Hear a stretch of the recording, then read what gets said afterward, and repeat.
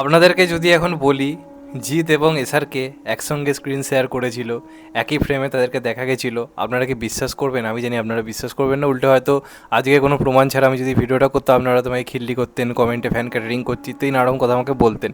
কিন্তু বিশ্বাস করো, এই যে জিৎদা, এসআরকে, দেবদা, সলমান খান, অক্ষয় কুমার, এদেরকে নিয়ে যে ফ্যান ক্যাটারিং করি বা যাই করি না কেন, এদেরকে নিয়ে যে প্রচুর ভিডিও করি, আমি খুব প্রাউড ফিল করি। কারণ এরা না আমাদের কাছে একটা ইমোশন। ইন ফিউচার কাউকে নিয়ে ভিডিও তো করা দূরস্থ, কাউকে নিয়ে কথা বলার মতো জায়গা আজকের দিনে দাঁড়িয়ে নেই। এরাই লাস্ট রয়েছে যাদেরকে নিয়ে কথা বলা যেতে পারে এবং এদের স্ট্রাগেল শেখায় নতুন যারা, মানে যারা কাজ করতে গেছে, একটা ইন্সপিরেশন বলা যেতে পারে। সেটা এসআরকে হোক, সেটা জিদ্দা হোক, সেটা দেবদা হোক, কে নয়? মানে স্ট্রাগেল আজকের দিনে নায়িকারা বা নায়করা যেভাবে স্ট্রাগেলের কথা বলে, তাহলে এইগুলোকে দেখে কী বলবে? আলটিমেটলি একটা জিনিস দেখলাম এবং এত প্রাউড ফিল করছি ব্যাপারটা দেখে। এবং এই দুজনই প্রচণ্ড স্ট্রাগল করেছে নিজের লাইফে। আজকে এসআরকেও যখন মুম্বাইয়ে প্রথম পা রেখেছিল, পকেটে মাত্র কিছু খুচরো টাকা ছিল, রীতিমতো রাস্তায় রাত কাটাতে হতো। সেই জায়গা থেকে দাঁড়িয়ে সে আজকে বিশ্বের বলা যেতে পারে one of the biggest superstar. অপরদিকে জিদ্দাকে নিয়ে কী বলবো, যে মুম্বাই একসময় কাজ করতে যাওয়া জিদ্দার স্বপ্ন ছিল, যেখানে তাকে বারবার বলা হয়েছে যে তোমাকে হিরো মানাবে না, তুমি এখানে কাজ করতে পারবে না, তোমার লুক হিরো সুলভ নয়। তো সেই ছেলে আজকে বলা যেতে পারে শুধু মুম্বাই নয়, গোটা বিশ্বের সবথেকে বড় ওটিটি প্ল্যাটফর্ম নেটফ্লিক্স থেকে মেল লিডের চরিত্রের জন্য ডাক পাচ্ছে বলিউডে। এবং তাকে বলিউডের বড় বড় ইউটিউবাররা তার কাছে প্রমোশন করার জন্য তার বাড়িতে আসছে, রুম ট্যুর করতে আসছে। এটাকে বলে সাকসেস। ঘরে বসে বসে ভিডিও করে আলবাল জ্ঞান অনেকেই দিতে পারবে, কিন্তু আলটিমেটলি এই যে স্ট্রাগেলটা, সেটাই সবথেকে বেশি শেখার, যেটা আমরা শিখি না। আমরা শুধু নিজেরা বড় বড় কথা বলি।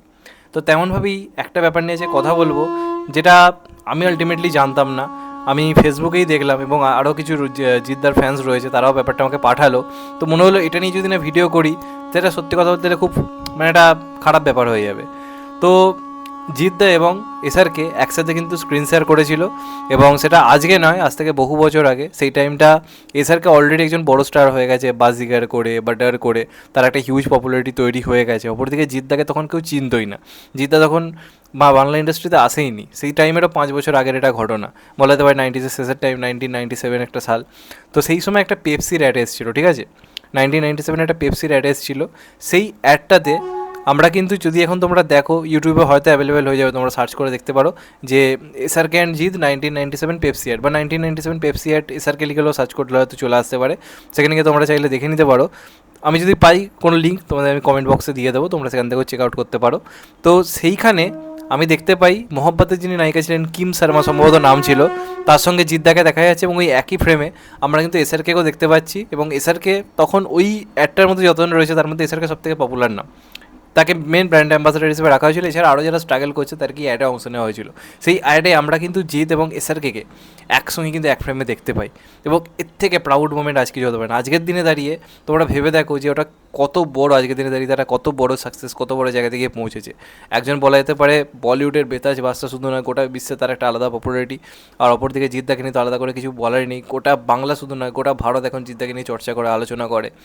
মানে এগুলো তো সত্যি কথা বলতে গেলে অ্যাচিভমেন্ট। মানে একটা সময় এই পেপসি অ্যাডটা করার জন্যই হয়তো কত স্ট্রাগল করতে হয়েছে জিদ্দাকে। জিদ্দা তো নিজে বিভিন্ন ইন্টারভিউতে বলেছে যে একটা সময় বাড়িতে বাড়িতে কেবেল লাগাবার কাজ করতো, টিভির যে কেবেল হয়, আজকে সেই কেবেলে তার সিনেমা দেখায়। তো এই যে জিনিসগুলো, সেইগুলোই তো মানুষকে তৈরি করে, মানুষকে সামনের দিকে এগিয়ে সাহায্য করে। এইগুলো থেকে আমি প্রতিটা মুহূর্তে শিখি, প্রতিটা মুহূর্তে অর্জন করি যে একটা মানুষ কত কী অ্যাচিভ করেছে লাইফে, কত কী অ্যাচিভ করেছে। তখন হয়তো এসআরকেও ভাবেনি যে সে আজকে এত বড় একজন সুপারস্টার হয়ে যাবে, বা তখন জিদ্দা হয়তো কোনোদিন কল্পনাই করেনি যে সে কোনো একটা ইন্ডাস্ট্রি সুপারস্টার হয়ে যাবে।